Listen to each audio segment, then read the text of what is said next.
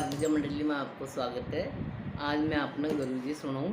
देखो, गुरु के बिना भी ज्ञान अधूरा है। कितना ज्ञान ले लो, लेकिन अगर आपने गुरु नहीं है तो सारो ज्ञान अधूरो है। तो एक बहन गुरु बनायो, लेकिन लेट बनायो। तो जब बाप सहेला ने बता रही है कि देखो, जब चिड़िया चुग गई खेत, सही बहन मैंने गुरु बनाया है। गुरु बनाया ज्ञान जब आया, गुरु बनाया ज्ञान आया।